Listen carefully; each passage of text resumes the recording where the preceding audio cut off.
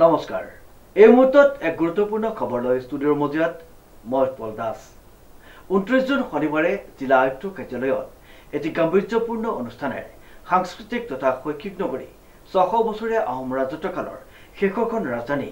যোৰহাট চহৰে জিলা হিচাপে স্বীকৃতি লাভ কৰা 41টি বৰ্ষৰ সম্পূৰ্ণ কৰা উপলক্ষে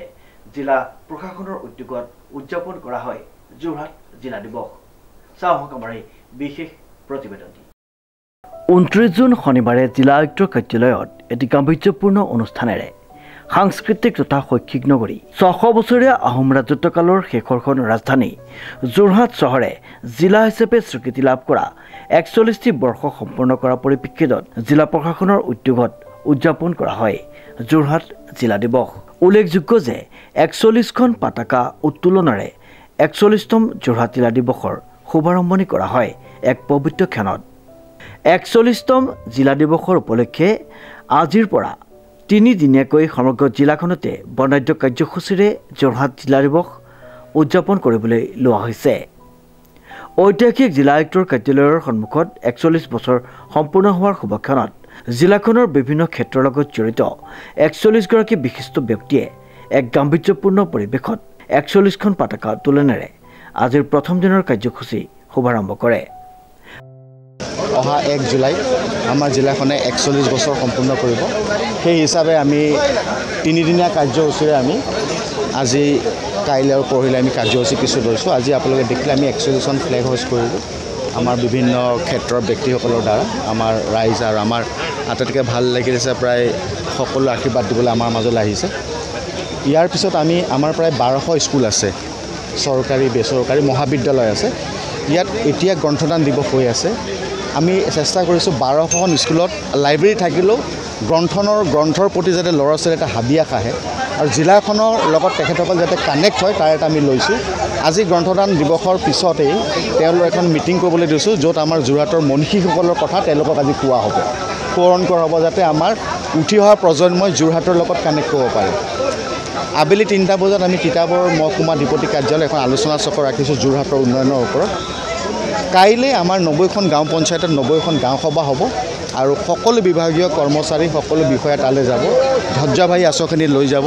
লিগেল ছাৰ্ভিচ অথৰিটিৰ কিছু আঁচনি তাত আমাৰ কাইলৈ আমি কথা বতৰা পাতিম তাত পৰহিলৈ আমি ৰাতিপুৱা এটা সৰু ল'ৰা ছোৱালী আমি স্কুলীয়া ল'ৰা ছোৱালী এটা বৰ্ণাঢ্য কালচাৰেল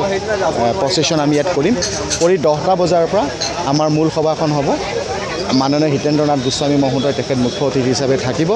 তাৰপিছতে আমাৰ জিলা প্ৰশাসনৰ কৰ্মচাৰী আৰু আমাৰ বিভিন্ন বিভাগীয় বিষয়া কৰ্মচাৰী এটা সৰুকৈ আধা ঘণ্টীয়া বা 1 ঘণ্টীয়া এটা সাংস্কৃতিক কাৰ্যসূচী হ'ব আৰু বন্তি প্ৰজ্বলন হ'ব আমি এইখিনি চৰকাৰীভাৱে কৰিছোঁ আমাৰ উদ্দেশ্য এটাই আছে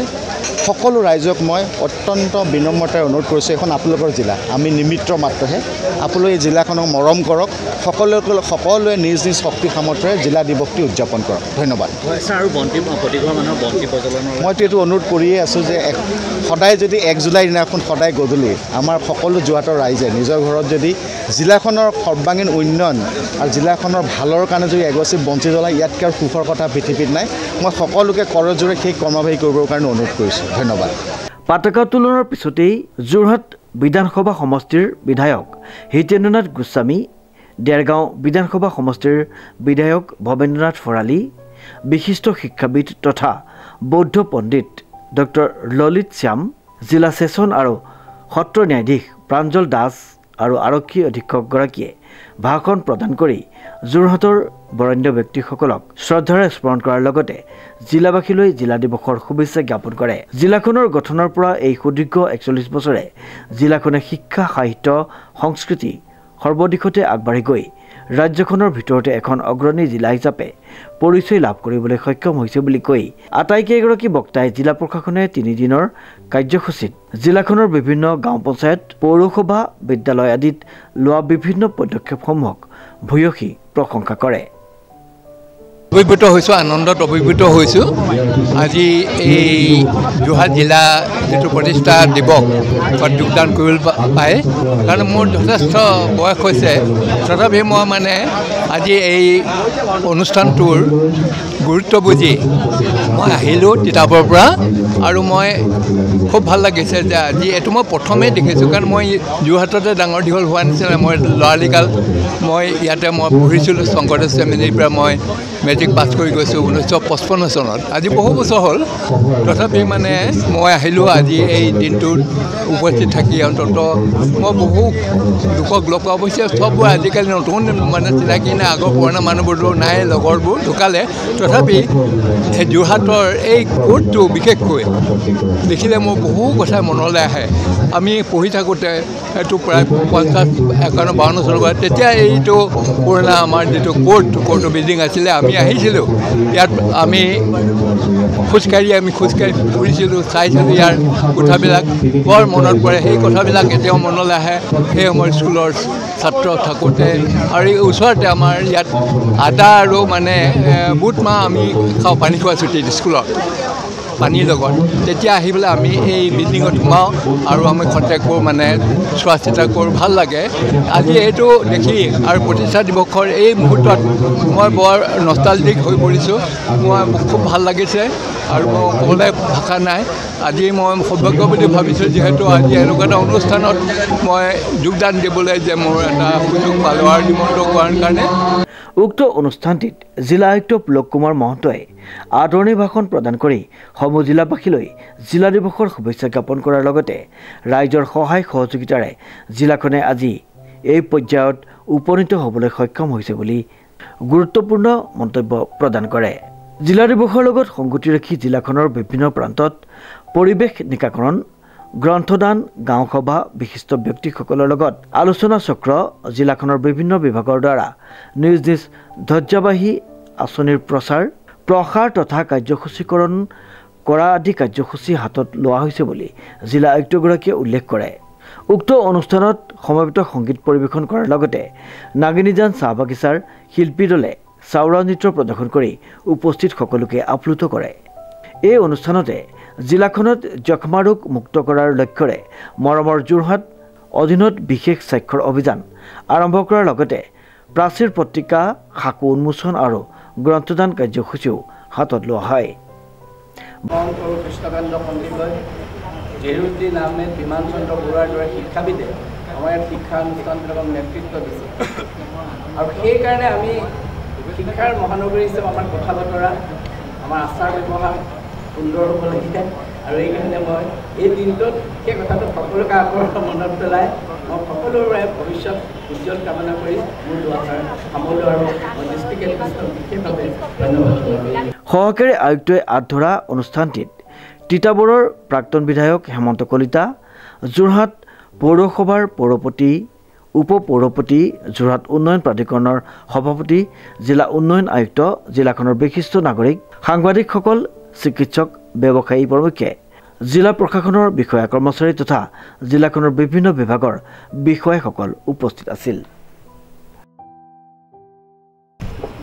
আবেলি 3টা বজাত তিতাবৰ মহকুমা অধিপতি কাৰ্যালয়ত এখন আলোচনা চক্ৰ আয়োজন কৰা হৈছে আৰু কাইলৈ আমাৰ 90খন গাঁও পঞ্চায়তত 90খন গাঁও সভা হ'ব আৰু এই গাঁও সভাত আমাৰ সকলো বিভাগীয়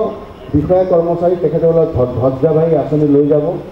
জিলা আইন প্ৰাধিকাৰীৰ পৰা কিছু কাৰ্যসূচী আমি পাইছোঁ আমি কাইলৈ গোটেইখিনি আমি তাত কৰি ল'ম আৰু পৰহিলৈ আমাৰ জিলা পুথিভঁৰালত আমাৰ মূল কাৰ্যসূচী হ'ব এঘণ্টীয়াকৈ আমাৰ মাজত সেইদিনাখন আমাৰ উদ্যান গোস্বামী ছাৰ আৰু মাননীয় বিধায়কসকলে আমাৰ অতিথি হিচাপে থাকিব আমি সকলো ৰাইজক অনুৰোধ কৰিছোঁ আহক ৰাইজ আমি যোৰহাট জিলা দিৱসটি আমি ভালদৰে অনুষ্ঠান ভালদৰে আমি উদযাপন কৰোঁ আৰু মই সকলোকে অনুৰোধ কৰিছোঁ জিলা দিৱস আমি জিলা প্ৰশাসনে পাতিছোঁ কিন্তু জিলাখন আপোনালোকৰ সকলো ৰাইজে সকলো অনুষ্ঠান প্ৰতিষ্ঠানে নিজ নিজ শক্তি সামৰ্থ্যে কিন্তু জিলা দিৱস এই দিনত উদযাপন কৰে আমি অত্যন্ত আনন্দিত হওঁ এটা বিলম্ব বিচাৰিব লাগে মই সকলোকে আদৰণি জনাইছোঁ আৰু ধন্যবাদ জনাইছোঁ উল্লেখযোগ্য যে যোৰহাট জিলাই 41টি বৰ্ষ সম্পূৰ্ণ কৰাৰ শুভ মুহূৰ্তত যোৰহাট জিলা প্ৰশাসনৰ উদ্যোগত আৰু যোৰহাটবাসী ৰাইজৰ সহযোগত 29-30 জুন আৰু 1 জুলাইত 3দিনীয়া কাৰ্যসূচীৰে যোৰহাট জিলা দিৱস উদযাপনৰ লগত সংগতি ৰাখি 29 জুন শনিবাৰে পুৱা এক পবিত্ৰ ক্ষণত যোৰহাট সমষ্টিৰ বিধায়ক হিতেন্দ্ৰনাথ গোস্বামী দেৰগাঁও সমষ্টিৰ বিধায়ক ভৱেন্দ্ৰনাথ ভৰালী জিলা আয়ুক্ত পুলক কুমাৰ মহন্ত জিলা আৰক্ষী অধীক্ষক শ্বেতাংক মিশ্ৰ প্ৰাক্তন বিধায়ক তথা যোৰহাট জিলা বিজেপিৰ সভাপতি হেমন্ত কলিতা, অসম গৌৰৱ বঁটাপ্ৰাপক প্ৰাক্তন জিলা যুটীয়া স্বাস্থ্য সঞ্চালক বিশিষ্ট চিকিৎসক শশীধৰ ফুকনকে মুখ্য কৰি 41গৰাকী বিশিষ্ট ব্যক্তিয়ে 41খন পতাকা উত্তোলন কৰি যোৰহাট জিলা দিৱসৰ শুভাৰম্ভ কৰে। উল্লেখযোগ্য যে 29 জুন শনিবাৰে পুৱা 7 বজাত জিলাখনৰ সকলো কাৰ্যালয়, শিক্ষানুষ্ঠান, অনুষ্ঠান প্ৰতিষ্ঠান, গাঁও আদিত সামূহিক চাফাই অভিযান, পুৱা 8 বজাত সমূহ বিদ্যালয়ত গ্ৰন্থদান তথা গছপুলি ৰোপণৰ কাৰ্যসূচী, বিয়লি 3 বজাত তিতাবৰ মহকুমাধিপতি কাৰ্যালয়ত অনুষ্ঠিত হোৱা এখনি আলোচনা চক্ৰৰে 29 জুনৰ কাৰ্যসূচী সফলভাৱে সামৰণি পৰে। জিলা দিৱসৰ দ্বিতীয় দিন অৰ্থাৎ 30 জুনৰ দিনা কাৰ্যসূচী অনুসৰি পুৱা 10 বজাত জিলাৰ প্ৰত্যেক গাঁও পঞ্চায়তত একোখনকৈ গাঁও সভা অনুষ্ঠিত কৰি উক্ত গাঁও সভাসমূহত সকলো বিভাগীয় আঁচনিৰ জনসচেতনতা শিবিৰ আয়োজন কৰা হ'ব। যোৰহাট জিলা দিৱসৰ তৃতীয় দিনা অৰ্থাৎ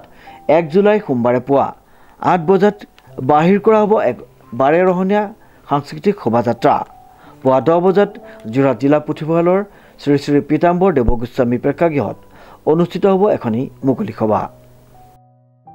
শ্ৰীমন্ত মাধৱ বৰুৱা আৰু অনুপম বৰাৰ সহযোগত উৎপল দাসৰ এক বিশেষ প্ৰতিবেদন নিউজ নাও।